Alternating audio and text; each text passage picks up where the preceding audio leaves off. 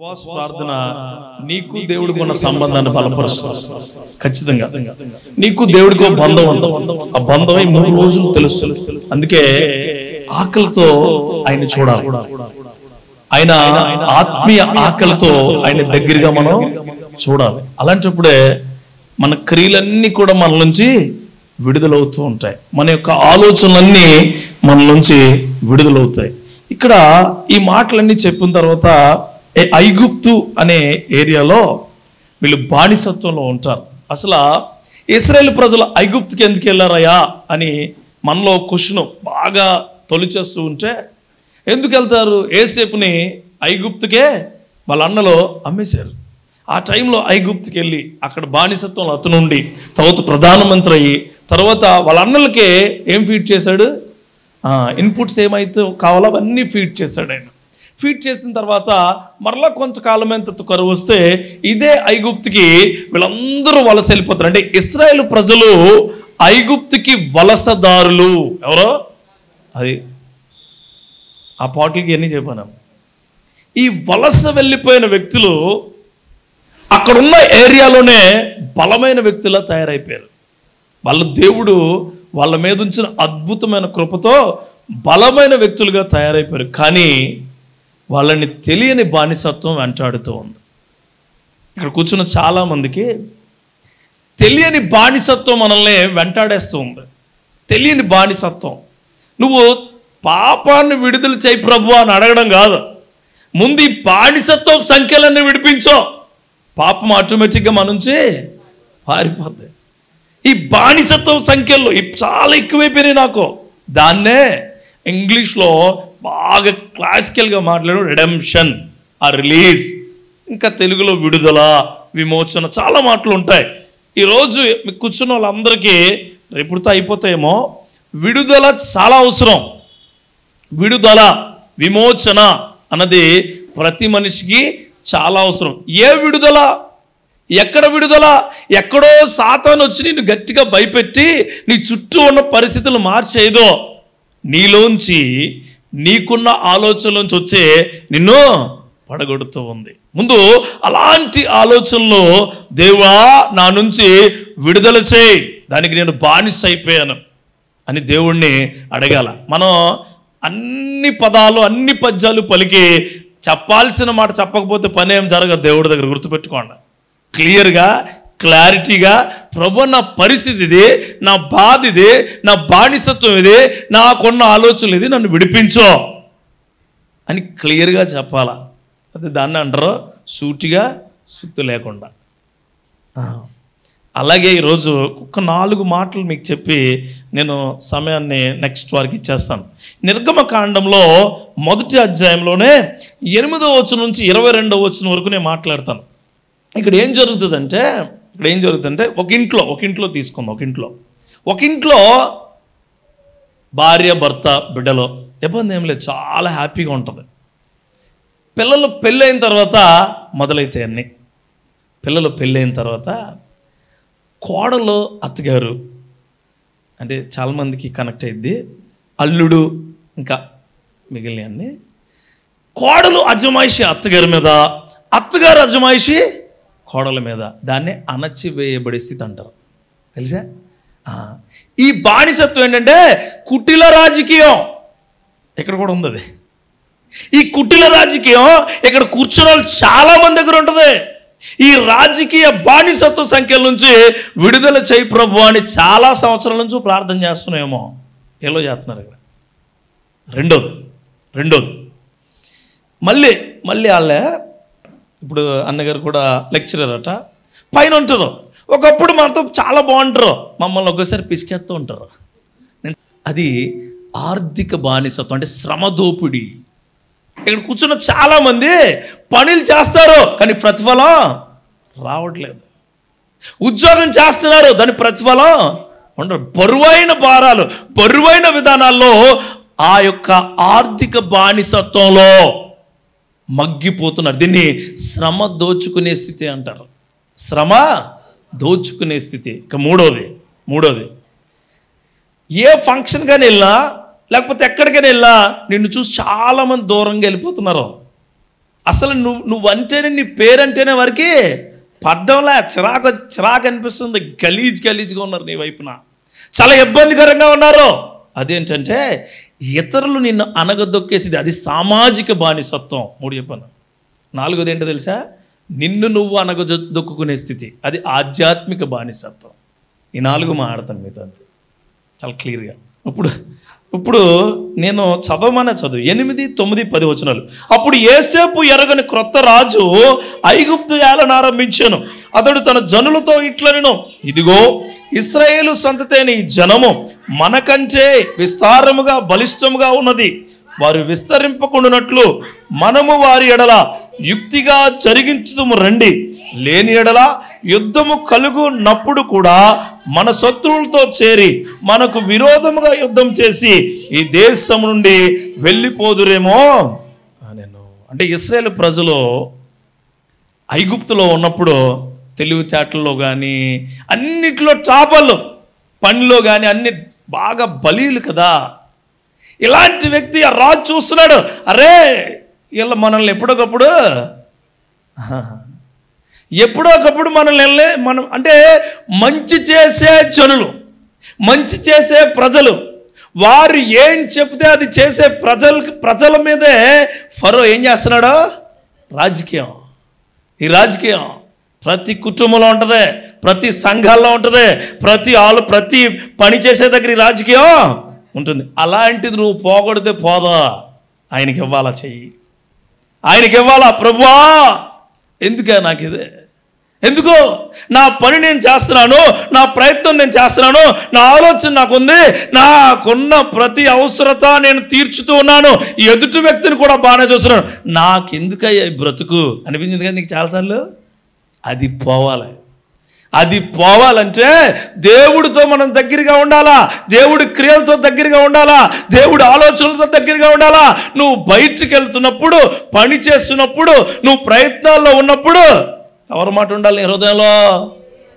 ఆడు, ఆమె, అతను అనేది తీసేయాలా. కానీ అలా ఉండదుగా, అలా ఉండదు.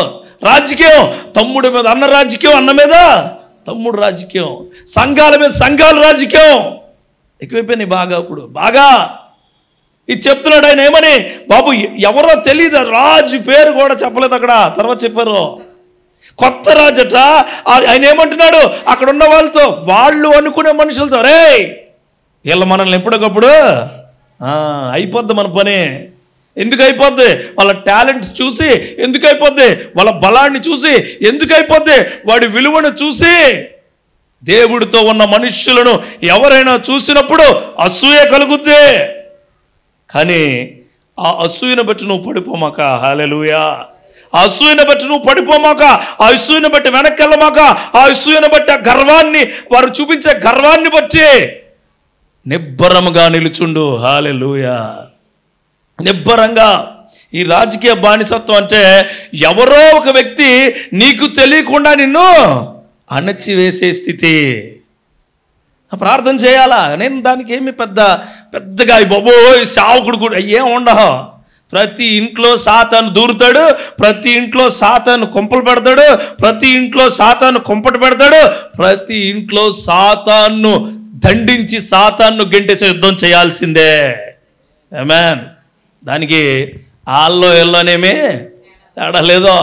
ఎప్పుడైతే ఆ రాజకీయం మొదలైందో యువతల ఆవిడైనా అనుకోవాలా, అవతల ఆవిడైనా అనుకోవాలా దేవుడి దగ్గరగా ఉండాలని. వీళ్ళిద్దరు ఎవరి దగ్గరగా ఉంటారు? గోళ్ళు అడ్డు ఉంటే అంతే. అలాగే అవతల గోడలో ఒక ఆవిడ ఉంటుంది, అవతల గోడ ఒక ఆవిడ ఉంటుంది. రేపు అయిపోవాలంతే. రేపే టుమారో ఖచ్చితంగా రేపు నేను ఆవిడ అంతం చూడాలా, ఈవిడ అంతం ఈవిడ చూడాలి. ఇద్దరు వాక్యం ఉంటారు, మరలా ఇద్దరు అదే దేవుణ్ణి ప్రార్థిస్తారు. ఇద్దరు అదే బైబిల్ హృదయానికి దగ్గరగా పట్టుకుని వెళ్తారు. ఏ బానిసత్వంలో ఉన్నారండి మీరు? You are in political slavery. అణచివేయబడిన స్థితి నుంచి దేవుడు విడుదల చేయనుగాక. దాని నుంచి పొమ్మన్నాడు ఆయన. పారిపోండి, నన్ను వేడుకోండి, అడగండి, నేను ఇస్తాను అని చెప్పగలిగిన గొప్ప దేవుడు అండి మన దేవుడు. మనం ఏం చేస్తున్నాం తెలుసా? అడగలేకపోతున్నాం. అడగలేకపోతున్నాం. ఏదో ఒక తలకాయ పోటు అవనే కాదు, ప్రతి తలకాయ పోటుకి ఓ మందు ఉందే, ఆ మందు పేరు యేసయ్య. హల్లెలూయా. నువ్వు తప్పు నా జీవితంలో ఇంకెవరు విడుదల చేయాలి. ఆ విడుదల దేవుళ్ళో ఎదిగిన వారికి మాత్రమే సొంతమవుతుంది. ఆ విడుదల దేవుళ్ళో ఉన్నవారికి మాత్రమే సొంతమవుతుంది. ఇక్కడున్న చదువుకునే పిల్లల కూడా చెప్తున్నాను, నువ్వు క్రిస్టియన్ బిడ్డగా క్రిస్టియన్ విధానాలతో చదువుతుంటే అవతల వాడు నువ్వు వేసిన బిస్కెట్లను బట్టో ఇంకోటి బట్టో మార్కులు వేయించుకుంటే బెదిరిపోమాక నిలబడు.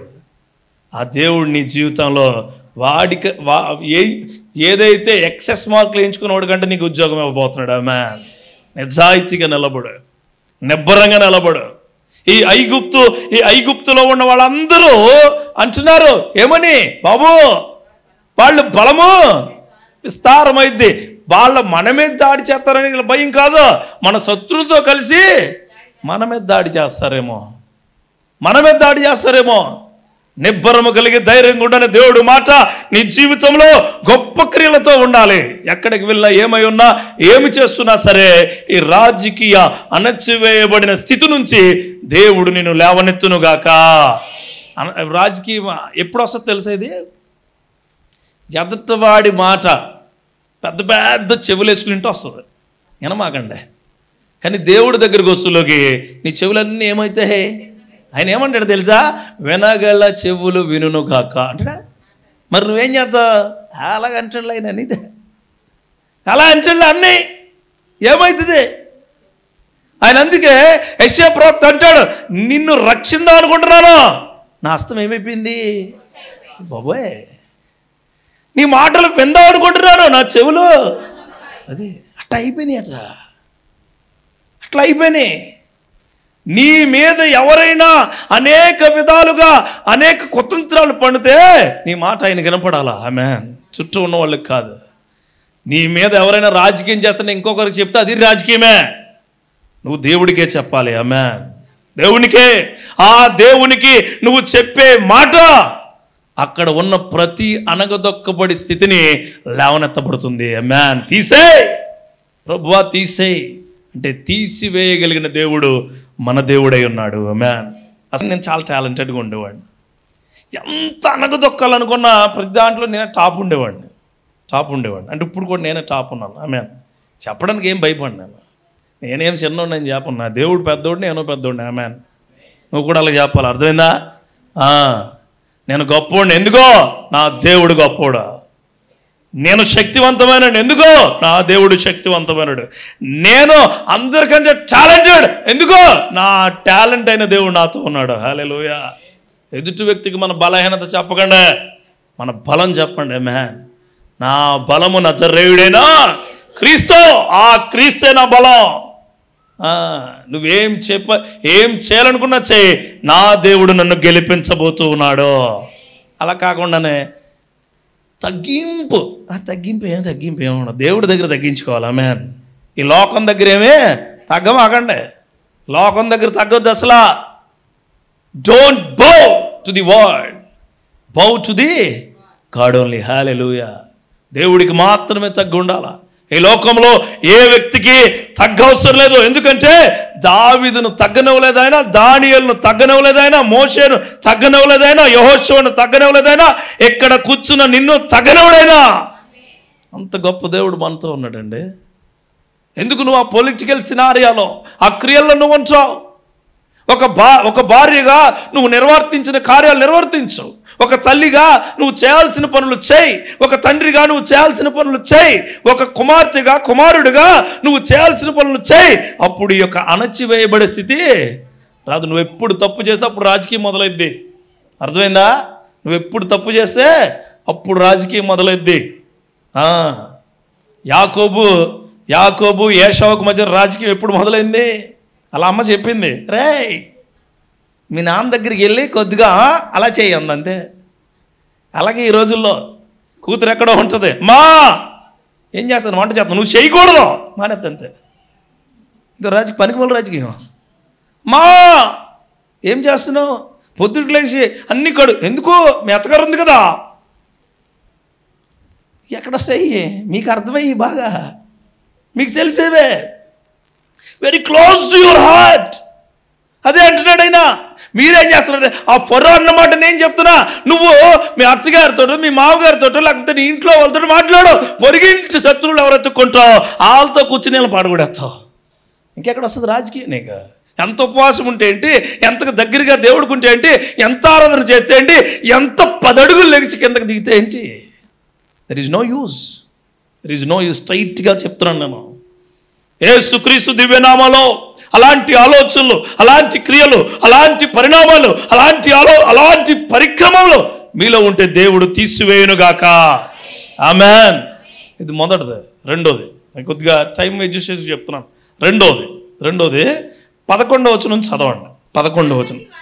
కాబట్టి వారి మీద పెట్టిన భారములలో వారిని శ్రమ పెట్టుటకు వెట్టి పనులు చేయించి అధికారులు వారి మీద నియమింపగా వారు ఫరో కొరకు ధాన్యాదులను నిలువ చేయు ఫితోము రామసేనతు పట్టణములను కట్టిరి. అంటే ఏంటనుకుంటే పెద్ద పెద్ద పట్టణాలు కట్టించేసేది వాళ్ళ చేత, చిన్న చిన్న బరువులు కాదు.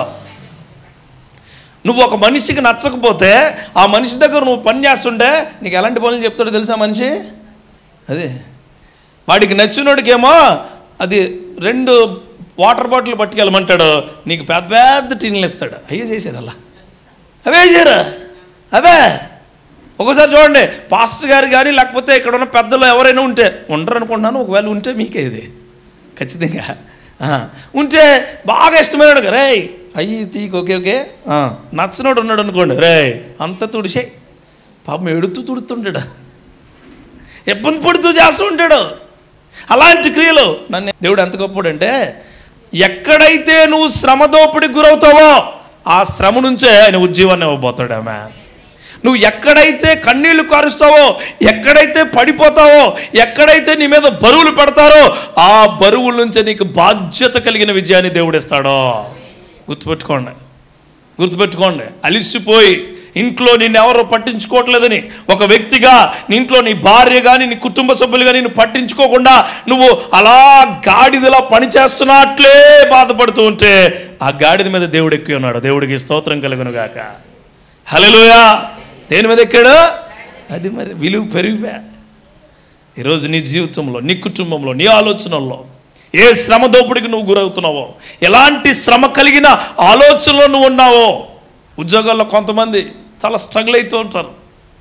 కాలేజీలో పనిచేస్తున్న వాళ్ళు, టీచర్స్గా పనిచేస్తున్న వాళ్ళు, అలానే వివిధ గవర్నమెంట్ ఆఫీసెస్లో, అలాగే ప్రైవేట్ సెక్టార్లో పనిచేస్తున్న వాళ్ళు చాలా ఇబ్బంది పడుతూ ఉంటారు. ఆఫీస్కి వెళ్ళటానికి భయం ఉంటుంది, పని చేయడానికి భయం ఉంటుంది, ఎప్పుడు టైం అవుతుందని స్కూల్ పిల్లల ఇంటికి వచ్చేద్దామనే ఆలోచన ఉంటుంది. అలాంటి వారికి చెప్తున్నాను, ఆ యేసయ్య ఆలోచన నీలో ఉంటే, ఆ యేసయ్య క్రియలు నీలో ఉంటే, ఆ యేసయ్య పరిస్థితులు నీలో ఉంటే నీ శ్రమ దోపిడి నుంచి రక్షించగలిగిన దేవుడు నీకు తోడై ఉంటాడు.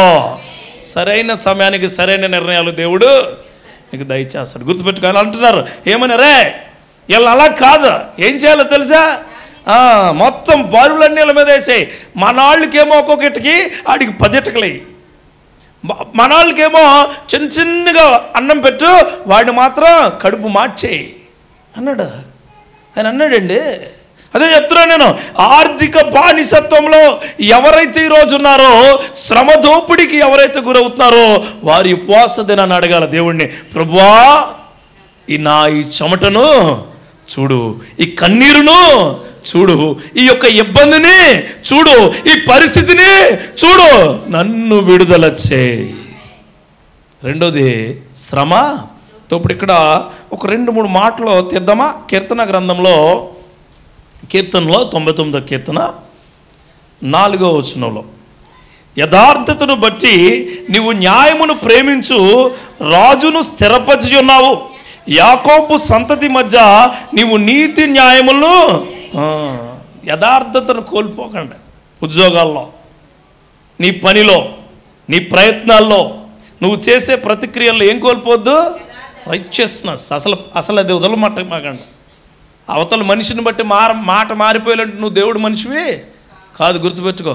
మనిషిని బట్టి మాట, పరిస్థితులను బట్టి మన వినండి సరిగా, పరిస్థితులను బట్టి మన డ్రెస్సింగు, అర్థమైందా?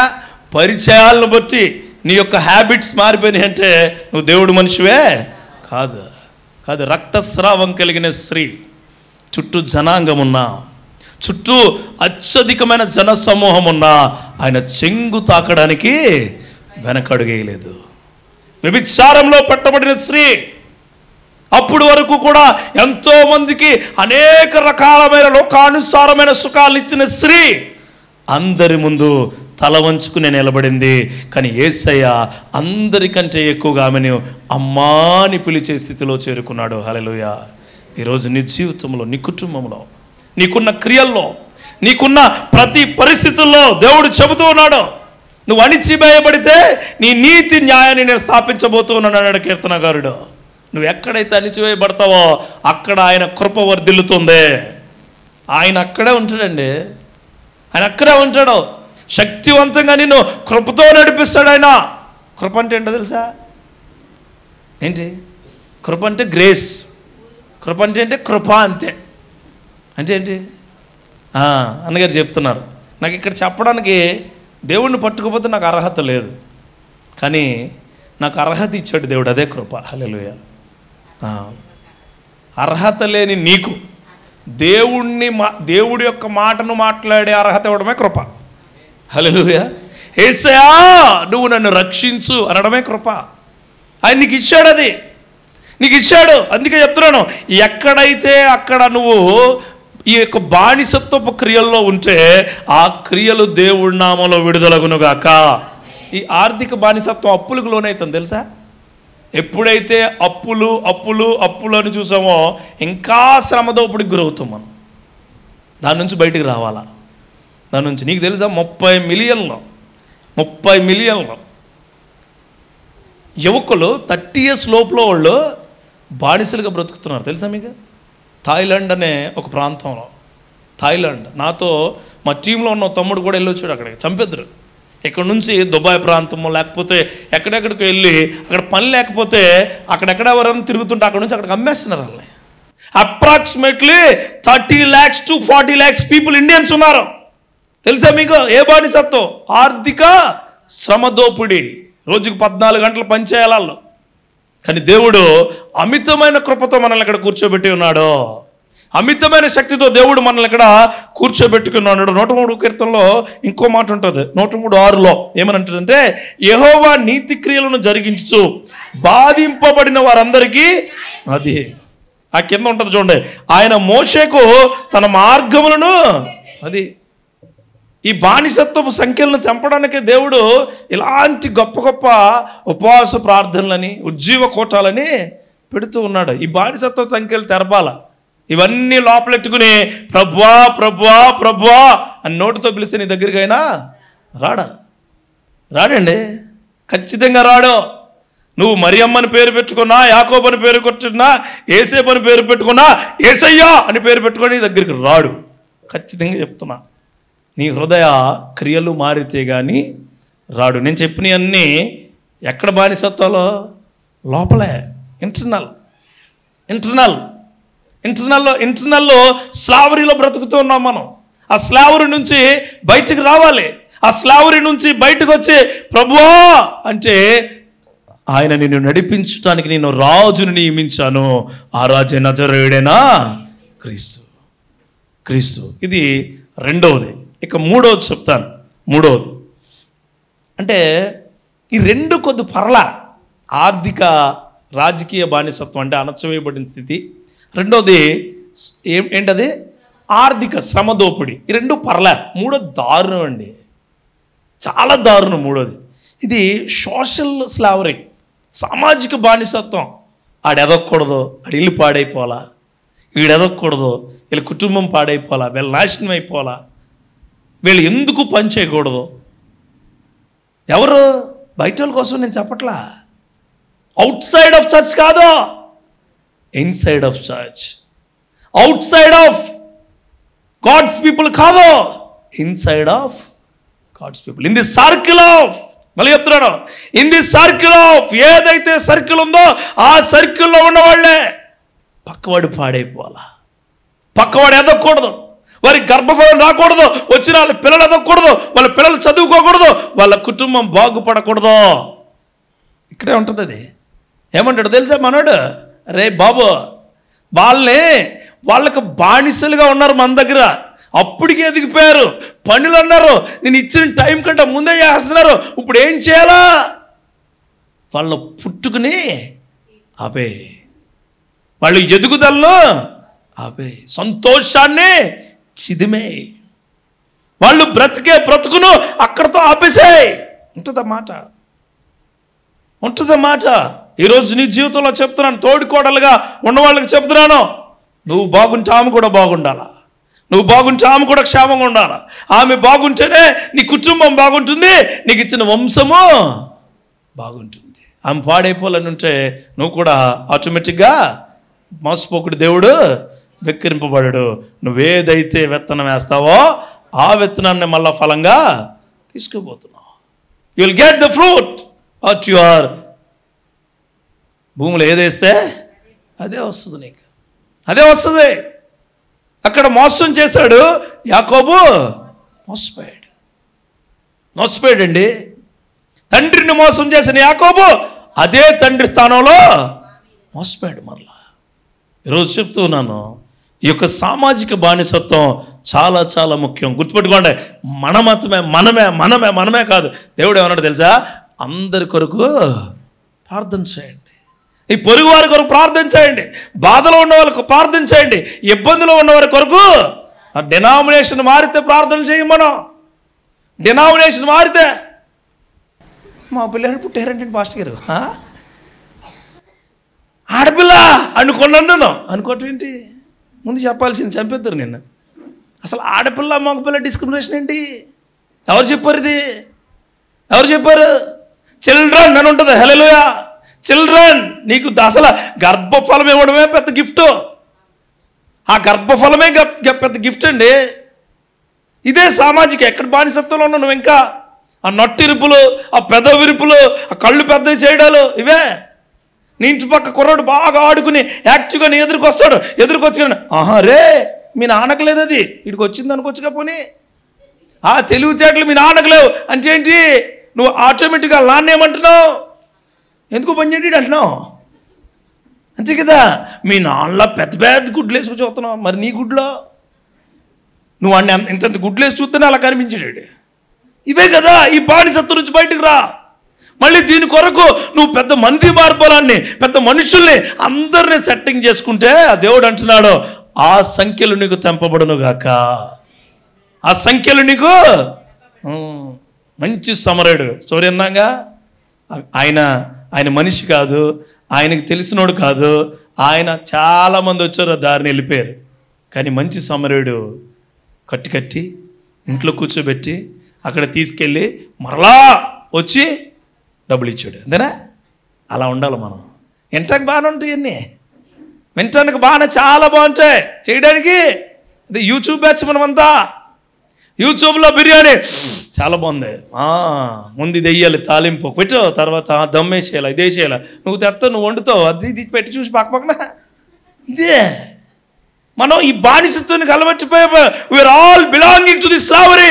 దేవుడు అంటున్నాడు, రండే ఆ బానిసత్వం నుంచి విడుదల కండి. You all people are belonging to the God, not belonging to the slavery. That will be pressurised by the సాతాను పెట్టే బానిస సంఖ్యలో మనం బ్రతకొద్దు. తిండి లేకపోతే ఉందాం, డబ్బులు లేకపోతే ప్రార్థిద్దాం, ఆరోగ్యం లేకపోతే దేవుడిని అడుగుదాం, ఏమీ లేకపోతే నా దేవుడు ఉన్నాడనే శక్తివంతమైన నామలో ఉందాం. అంతేగాని బానిసత్వ సంఖ్యలోకి వెళ్ళొద్దు. ఇవన్నీ బయట పెట్టుకో, లోపల ఇన్సైడ్. ఉపవాస పండుగలన్నీ కూడా మనిషికి చెప్పేదే మనసుకి. హల్లెలూయా. మనసుకే. నీ మనసుకు చెబుతున్నాడు దేవుడు, సరిగ్గా ప్రార్థన చేయి. నీ మనసుకు చెబుతున్నాడు దేవుడు, హృదయంతో ఉపవాసం చేయి. నీ మనసుకు చెబుతున్నాడు దేవుడు, స్తుతితో, పూర్ణ హృదయంతో, పూర్ణాత్మతో నన్ను సేవించు. నీ మనసుకు చెప్తున్నాడు అన్నీ ఆయన. కానీ మనసు ఎక్కడ పెడతాం మనం? మనసు ఎప్పుడే లాగేస్తూ ఉంటుంది మీకు. ఎక్కడికి డీప్ స్లీప్, డీప్ అనమాట, డీప్. మనం పాపం ఎలా చేస్తాం తెలుసా? పాపం చెప్తాను మీకు ఎలాగో. పాపం అంటే ఎక్సర్సైజ్, ఇది సింపుల్ ఎక్సర్సైజ్. ఎలా చేస్తావు చెప్తాను. నీకు తెలియకుండా చేయి, దేవుడు క్షమిస్తాడు. తెలిసి చేయి, దేవుడు పశ్చాత్తాపడితే నేను దగ్గర తీసుకుంటాడు. పాపం చేస్తే నీకు మళ్ళా బతికే లేదు అని చెప్పాడు. ఏం బతికి లేదు నీకు. పాపం చేస్తే ఏమన్నాడు? పాపం వల్ల వచ్చే జీతం మరణమే. బాక్స్ అంతే. ఆ బాక్స్ కూడా విలువైన బాక్స్ ఏం కాదా, ఆ చెక్క మళ్ళా దేనికి? అదే భలే చెప్తున్నారు, అసలు పని చేయదట. చెప్తున్నాను, గుర్తుపెట్టుకోండి. టీవీ చూసా పొరపాటు, బానిసై మాకు తప్పు చేయక, ఇంకా ముందుకెళ్ళి దాంట్లో ఉండిపోమాక. పక్క వాళ్ళ మీద నువ్వేదో తెలియక ఒక మాట చెప్పేసావు, పొరపాటు. దేవుడిని అడుగు, పొరపాటు చేశానయ్యా, నన్ను క్షమించు. పదే బాగుందని వదినా తెలిసా నీకు? పక్కింటి నుంచి ఎదురింటికి, ఎదురింటి నుంచి అమలాపురం నుంచి అలా అమెరికా, మొత్తం అంతా నీదే. అంటే ఇండియన్ మ్యాప్ ఇచ్చాడు దేవుడు నాకు. ఇండియన్ మ్యాప్ ఇచ్చా, ఆ ఇండియన్ మ్యాప్లో కూడా నీ బతుకుంటుంది, మరి చూసుకో. You see, observe. మీకే చెప్తున్నాను. తప్పులు చేస్తే దేవుడు ముందు పశ్చాత్తాపడు. దావీదు తప్పు చేశాడు. దావీదు తప్పు చేసి అది పాపంగా రూపాంతరము చెందుతున్న వేళ ఆ నాతాను వస్తే, అయ్యో ఈ పాపము తెలిసి ఉన్నదని మరలా గోనె బట్ట కట్టుకుని దేవుడిని పశ్చాత్తాపడ్డాడు. సంసోను పొరపాటు చేశాడు. పొరపాటు తప్పు అయిపోయింది, తప్పు పాపం అయిపోయింది. దేవుడి నుంచి విడుదల. కానీ చివరిలో అయినా కొద్దో గొప్ప ఏమిచ్చాడైనా బలాన్ని ఇచ్చాడు. ఈరోజు ఇక్కడ కూర్చున్న వారికి చెప్తున్నాను, ఈ సామాజిక బానిసత్వం ఇలాంటివే జరుగుతాయి. ఈ సామాజిక బానిస, రే నా బర్త్డే సరదాగా ఉందా ఏంటి? ఉందా అంటాడు ఫస్ట్. ఉందా? ఉంది. మరి నేను అది ముట్టుకోను రా, ఏది అది ముట్టుకోడట. అది వెళ్తాడు వీడు. వెళ్ళడమే పొరపాటు. అక్కడికి వెళ్ళిన తర్వాత ముట్టుకోవటమే ఉండదు, లోపలేసేయటమే. అది తప్పు. రెండో రోజుని సరిగ్గా ఇంటికి వస్తే ఓకే, లేకపోతే కిమ్స్లో కలుసుకుంటాం. కిమ్స్లో. ఇది పాపం. క్లియర్గా చెప్తున్నాను. సామాజిక బాధ్యత కలిగిన వ్యక్తిగా నువ్వు బ్రతకాలి. హల్లెలూయా. సామాజిక క్రియల్లో సామాజిక వ్యక్తిగా నువ్వు బ్రతకాలి అంటే నీలో ఉన్న ఈ సామాజిక రుగ్మతలన్నీ వదిలించునుగాక. ఎదుటివాడు పోవాలని చూడము, అక్కడ ప్రార్థించని వాడి కోసం. ఎదుటింటోడు బాగుండాలా, పక్కింటోడు బాగుండాలా, చుట్టూ ఉన్న వాళ్ళు బాగుండాలా, నా పక్క ఎంప్లాయ్ బాగుండాలా, ఎదురు ఎంప్లాయ్ బాగుండాలా. ఒకవేళ నీ మీద శత్రువుగా విలయతాండవం చేస్తున్నా వాడి కొరకు ప్రార్థించు, దూరంగా ఉండి. హల్లెలూయా. దగ్గరికి వెళ్ళి దేవుడిని నమ్ముకో అనకు, శత్రువు ముందు కొడతాడు. దూరంగా ఉండి అని చెప్పాడు. నేను కాదు, కీర్తనగాడు అంటాడు, ఏమైనా దుష్టుల ఆలోచన చొప్పు నడపక పాపుల మార్గాన్ని. దుష్టుడని తెలిసిన ఎవడాలమన్నాడు నిన్ను? వెళ్ళొద్దన్నాడు కదా ఆయన. ఆడి పాపం తెలుసు, ఆడి కూడా వెళ్ళి నమ్ముకోడాడు. హల్లెలూయా. మాట, ఏ మాట? క్రీస్తు మాట. ఏ మాట? ఓన్లీ క్రీస్తు మాట మాత్రమే. ఆ మాటను గుర్తుపెట్టుకునే బ్రతకండి. ఎక్కడున్నా తీర్థాలు జరిగితే వెళ్ళిపోయి చల్లేసేసుకోవడం కాదు. అర్థమైందా? ఎక్కడెక్కడో ఎవరెవరో డ్యాన్స్ చేస్తున్నారు, నువ్వు చిందులేమాక. సామాజిక బానిసత్వం అంటే అదే. You are going to somewhere and you are enjoying your enjoyment. ఆయన అంటాడు, ఎల్లప్పుడూ ప్రభువునందే ఆనందించుడి. ఆయన ముందే ఆనందించాలి, ఆయనతోనే ఆనందించాలి. ఆయన బ్రతుకులో మన బ్రతుకు కలుపుకొని ఆనందించే కృప దయచేయునుగాక. అంతే. Always you are rejoice in the presence of God only. సంఘంలోకి వచ్చినప్పుడు ఆనందంగా ఉండాలి. అంతే. ఇంకా మనం మళ్ళీ అదే ఆనందంతో ఇంటికి వెళ్ళాలండి. మనం ఆనందంగా ఉండాలా, అలిసిపోకూడదు. అలిసిపోతున్నాడు దేవుడు తెలుసా? అలిసిపోవద్దు అసలు. నీ ముఖం మీద చిరునవ్వు ఎప్పుడు ఉండాలన్నాడు ఆయన. ఆమేన్. ఈ లోకంలో ఎవరు చెప్పలేదే. నీ ముఖం మీద చిరునవ్వు చూడాలా అన్నాడు ఆయన. అలమ్మతో అంటాడు, మరి అమ్మతో, ఎందుకు ఏడుస్తావు? ఎందుకు? నా కోసం ఏమి ఆడకు తెలుసా, నీకు ఒకరిని సిద్ధం చేశాను. నవ్వుతూ వెరీ గుడ్ స్మైల్తో ఆయన ఎక్కి, ప్రభువా నా ఆత్మ నీకు సబ్మిట్స్ మై స్పిరిట్ అంటాడండి ఆయన. How beauty. ఎంత గొప్ప కృప ఉందో చూడండి దేవుళ్ళలో, ఎంత గొప్ప శక్తి ఉంది. మనం కూడా అంతే. చిన్న చిన్న జ్వరం వస్తే చచ్చిపోతానేమో నేను. జ్వరం వస్తే నేను ఒక ఆవిడకి బ్రెయిన్ సర్జరీ అయ్యింది. మొత్తం చిన్న మీద క్లాట్ అయిపోయింది. ప్రార్థన ఉంటే నేను అక్కడి నుంచి మళ్ళీ కాకినాడ వెళ్ళాను. ప్రార్థన చేసుకుంటూ ఒకటే అన్నాను నేను, అమ్మ మెడికవర్లో పెట్టారు, ప్రార్థన చేసి మీరు తీసుకెళ్ళండి డాక్టర్. హల్లెలూయా. అయిపోయిన తర్వాత లోపలికి వెళ్ళి ఐసీయూలోకి వెళ్ళి ప్రార్థన చేస్తే ప్రైజ్ లేడు పాస్టర్ గారు, ప్రైజ్ లేడు అని వాళ్ళ అమ్మని పిలిచి చెప్తుంది అమ్మాయి మగతలో, కానుకిచ్చి పంపించని. ఎంత గొప్ప కృప అండి. అమ్మాయి వికలాంగురాలు, కాళ్ళు లేవు, మాట్లాడలేదు, సరిగా నడవలేదు, సరైన కాళ్ళు లేవు పాపం అమ్మాయికి. కానీ అమ్మాయికి ఏం గుర్తుందే? కృతజ్ఞతాభావం. ఈరోజు ఎక్కడ కూర్చున్న వాళ్ళకి కాళ్ళుండి, చేతులుండి, సంపాదన ఉండి, అన్ని క్రియలు ఉండి, అన్ని ఆలోచనలు ఉండే, దేవుడి దగ్గర చెయ్యి రాదు, దేవుడి దగ్గర నోరు రాదు, దేవుడి దగ్గర హృదయం రాదు, సంఘంలో నడవడానికి కాళ్ళే ఉండవు. You people are living in a social slavery. ఎవరైతే అలాంటి క్రియల్లో బ్రతుకుతున్నారో మరి ఖచ్చితంగా ఏ బానిసత్వంలో బ్రతుకుతున్నారండి? విడుదల చేయి ప్రభువా, విడుదల చేయి. నా యొక్క సామాజిక బానిసత్వాన్ని విడుదల చేయి. నేను బ్రతకాలనుకోవడం, నేనే ఉండాలనుకోనే బానిసత్వాన్ని దేవుడు మీ నుంచి విడుదల చేయనుగాక. ఇక చివరిగా యాక్చువల్గా చివరిగా ఏంటంటే ఆధ్యాత్మిక బానిసత్వం అంటే ఏంటి? 2వ అధ్యాయము 23వ వచనంలో ఒక మాట ఉంటుంది. అలాగున అనేక దినములు జరిగిన మీదట ఐగుప్తు రాజు చనిపోయాడు. ఆయన ఇశ్రాయేలు తాము చేయుచున్న వెట్టి పనులు బట్టి నిట్టూర్పులు విడుచుచు మొరపెడుచు ఉండగా తమ వెట్టి పనులను బట్టి వారు పెట్టిన మొర దేవుని యొద్దకు. మీరు అందరూ ఎంత గొప్ప వాళ్ళు తెలుసా? చాలామంది దీంట్లో ఏం ప్రార్థన చేయాలంటే పాస్టర్ గారి దగ్గరికి వచ్చి, ఆయనకి తెలిసండి ఏంటి, కిరాణా షాప్కి వెళ్తారో, కిరాణా షాప్కి నువ్వేమో కొనుక్కోవాలి, మీకు తెలుసు కదా ఇచ్చేయండి అంటే ఏమవుతాడు, షాప్ ఇచ్చేయాలి నీకు.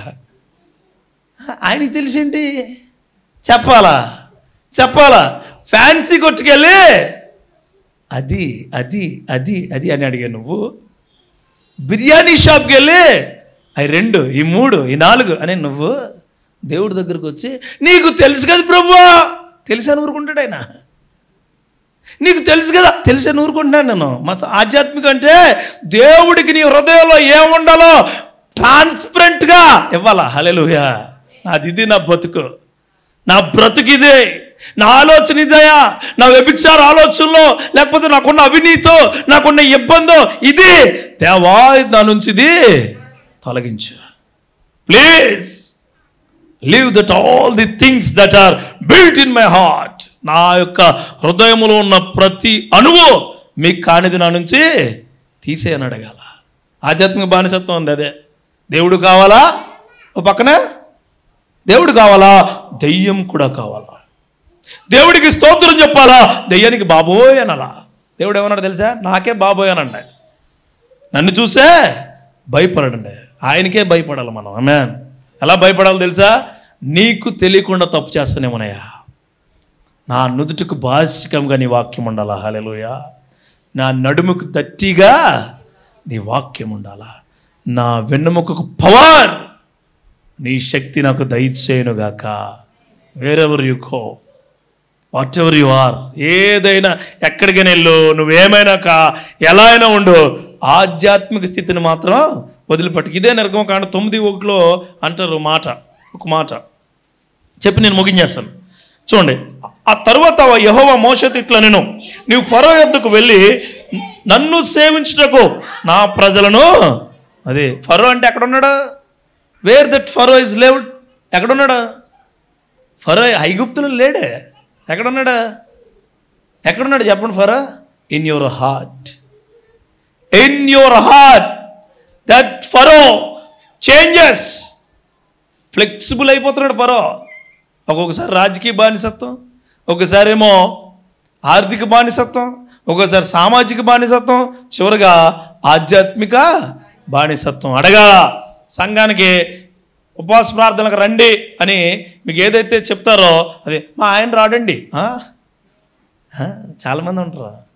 మా పిల్లలు నిద్రపోతారండి, మా కాలేజ్ ఉందండి, స్కూల్ ఉందండి, ఇంకా సంథింగ్ ఉన్నాయండి. నువ్వు చెప్తున్నాడు కదా ఆయన ఏమని, దేవుడి దగ్గరికి పోనిచ్చే కృప నాకు దయచే, ప్రతి బానిస సంఖ్యల్లో యేసుక్రీస్తు నామములో విడుదల చేయునుగాక.